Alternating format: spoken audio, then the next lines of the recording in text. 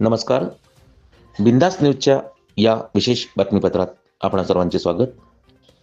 आज आपण नवजीवन सोसायटीतर्फे चालविल्या जात असलेल्या अमरावती जिल्ह्यातील दीपशिखा गुरुकुल सैनिक शाळेत आज आपण आलेलो आहे.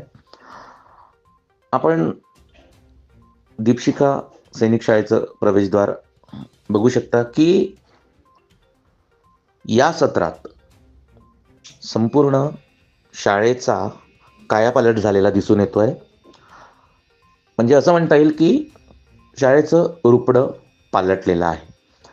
तर या सैनिक शाळेची भव्य दिव्य इमारत आपण पाहू शकता आणि इथलं सांस्कृतिक सभागृह, इथली मेस आणि क्रीडांगण व मुलांना सरावासाठी, खेळांसाठी भव्य असं पटांगण. या सैनिक शाळेचं वैशिष्ट्य हे आहे की इथे सध्या आता मुलाखती सुरू आहे.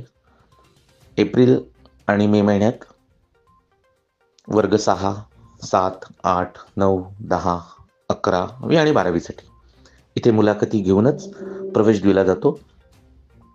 जी मुलं स्कॉलर आहेत, स्पर्धेच्या युगात टिकण्याची ज्यांची क्षमता आहे आणि पालकांना वाटतं की विद्यार्थ्यांना स्वची जाणीव व्हावी, असे पालक इथे रांगा लावित असतात. तर दीपशिखा सैनिक शाळेचं उज्ज्वल भविष्य आपल्या विद्यार्थ्यांचं करिअर निवडण्यासाठी, कारण विशेषतः या सैनिक शाळेत फक्त मुलांनाच प्रवेश दिला जातो. अनेक पालकांनी पण विचारणा केली की इथे आम्ही मुलींना पण प्रवेश देऊ इच्छितो, परंतु नवजीवन सोसायटी फक्त विद्यार्थ्यांसाठी आहे, म्हणून इथे विद्यार्थ्यांनाच प्रवेश दिला जातो.